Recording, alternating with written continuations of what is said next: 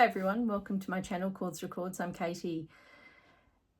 Blues and folk, what extraordinary traditions in music. And I want to show you a few albums that I've recently picked up, inspired by a folk festival I went to on the weekend. And I'll speak about that in a minute. But it really got me thinking about the difference between folk and blues.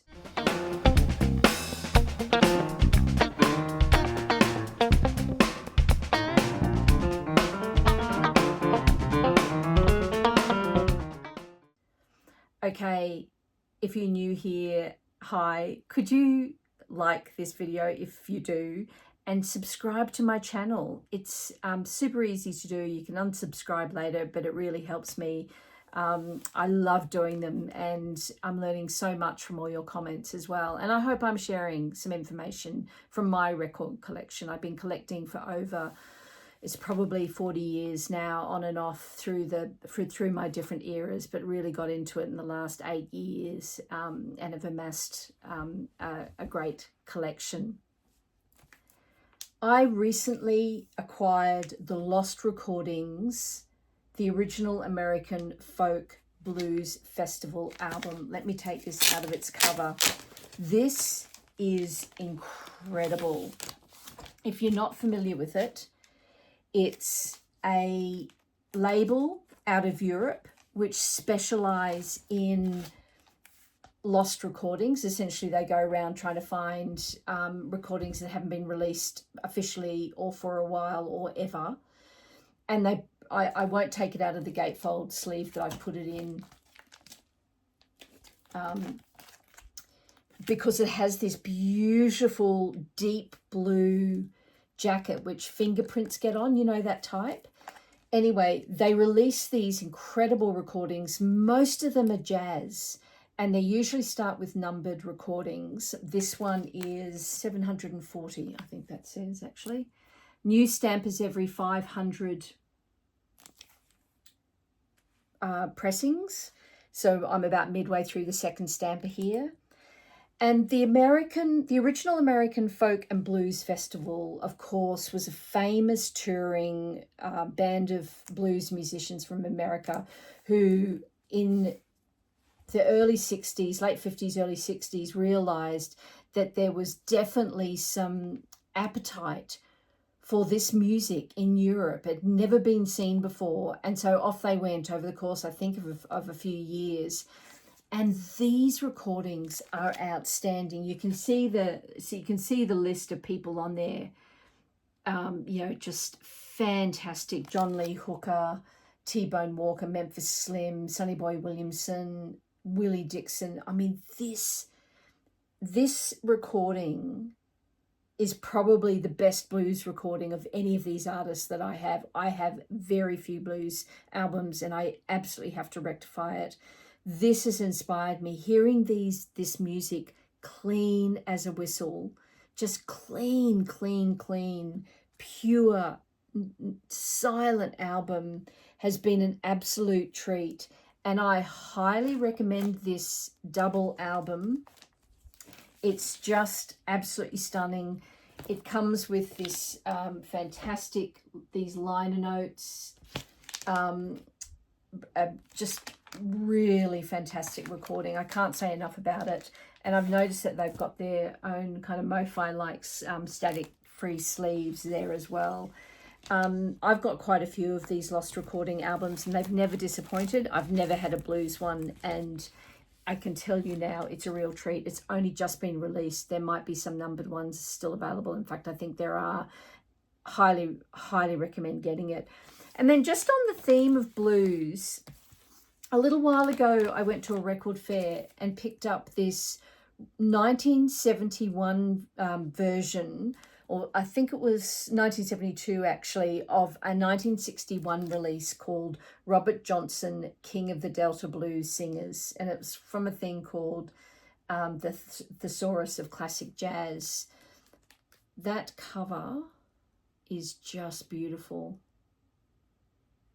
The artist was actually one of the creative directors of the label.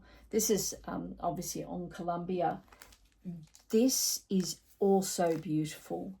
This was a very near mint copy that I picked up. The particular record fair dealer is known for his quality pressings. He only ever puts out really beautiful pressings, and this is such a superb kind of anthology or compilation of Robert Johnson. And then finally, kind of blues, but this is completely different blues, of course. Majority of these are the African American traditional blues. And then just a sort of aligned album, Mother Earth with Tracy Nelson. I first heard about this album about 5 years ago on Noble Records. Dylan at Noble Records was talking about it. It's blues country rock, I guess. Blues country rock, I would call it. It is so great. There's a couple of covers on here which are just outstanding. The song Ruler of My Heart, you've never heard it like it is sung on this album. This is on the Mercury label there. This is an original 1971 US press. Really needs a good clean. It's very crackly and staticky, but I'm pretty sure I'll be able to clean it up.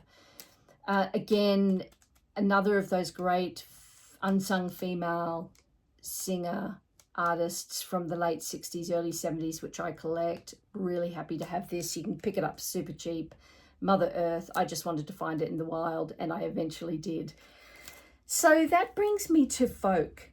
The tradition of blues and folk. So of course, blues is originates from the African American deep South tradition of particularly based in blues rhythms and chord progressions, the 12 bar blues that they used to sing in their communities. And folk music, while related, and while folk and blues are both narrative storytelling genres, folk music was more an oral tradition that came down through generations of various different smaller communities based around the world, really. There's world music and folk music in all kind of areas.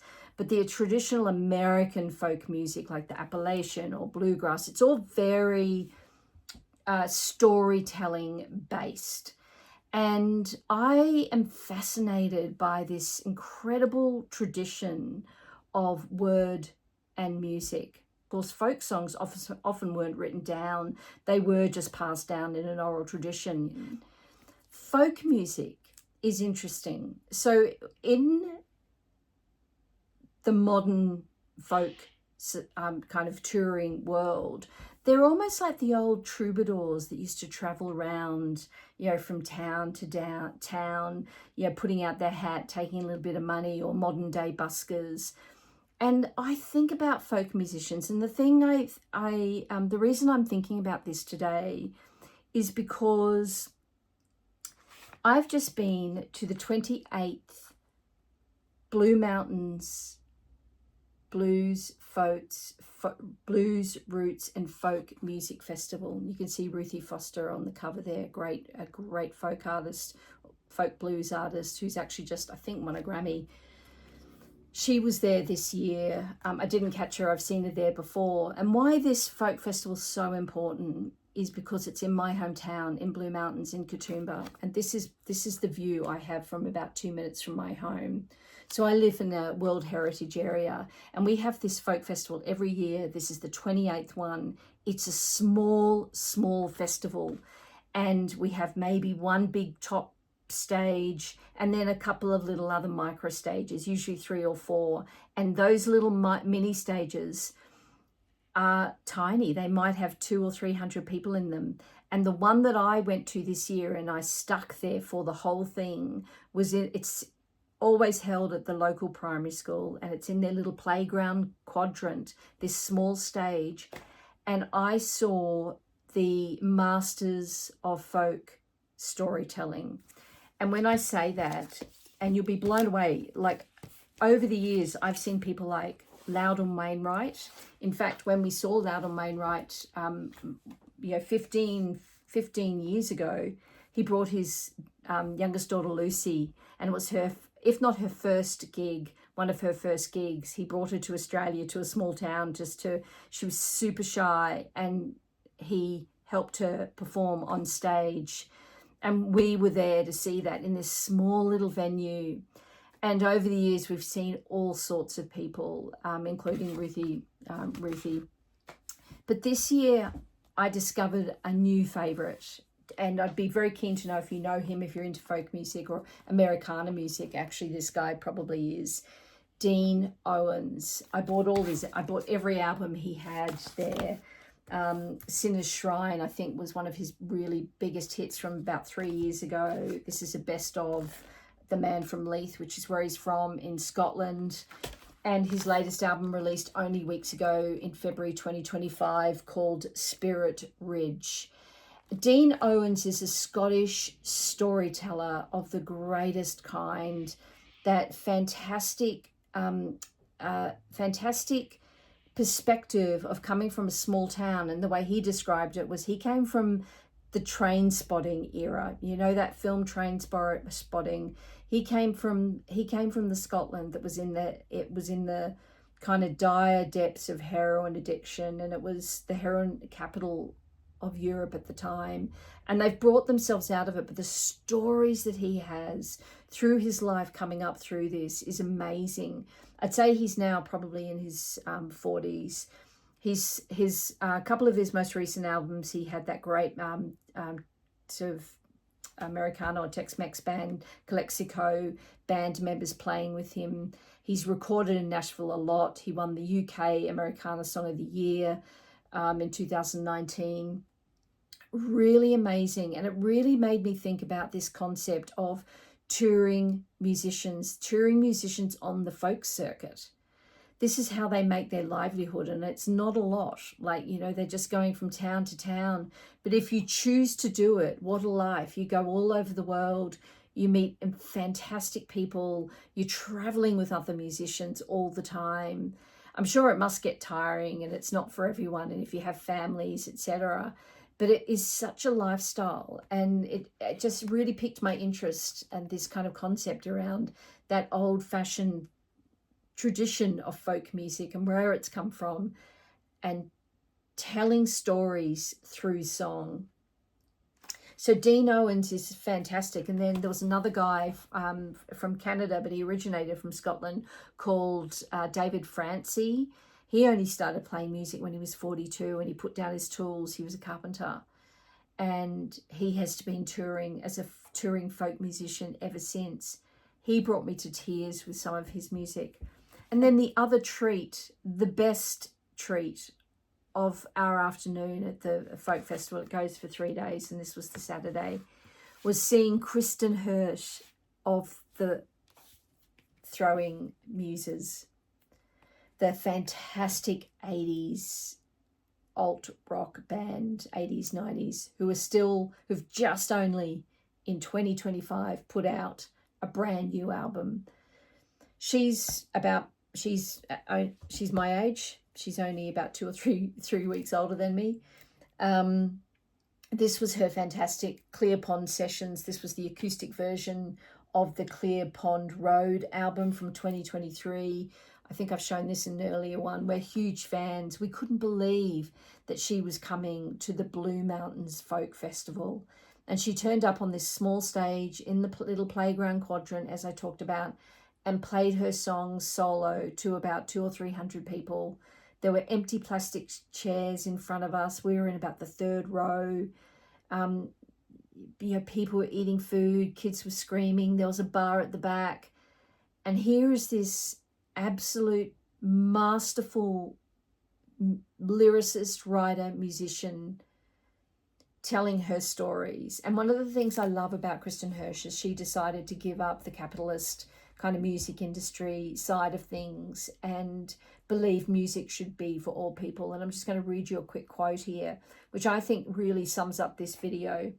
She says, "As far as I'm concerned, music is not a commodity. It's something that people have earned by being human. They have a right to hear it and a right to share it, as they always have in churches and parties. That's how music happens. And isn't that beautiful? It's just, it just sums up that traveling around and sharing your stories and sharing your music.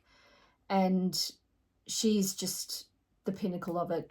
She's an incredible author as well. And she read out a passage from her book that she had written a few years ago when she was at the Sydney Opera House, and she tucked herself away in the small corners of behind the stage on a little chair just to keep out of everything. And she read a passage about that experience. It was just sublime, and I feel really privileged to have seen her and heard her stories.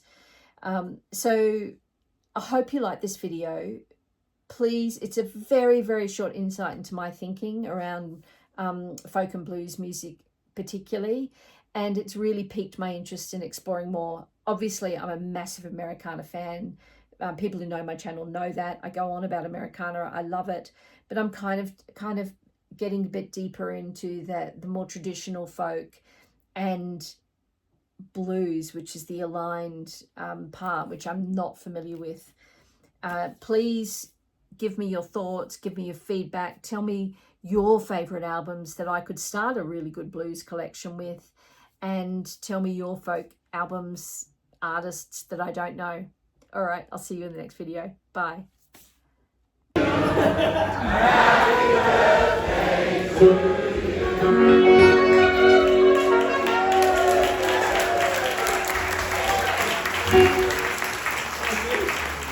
I think there's enough here for everyone. I was just praying that hadn't melted in my bag on the way here.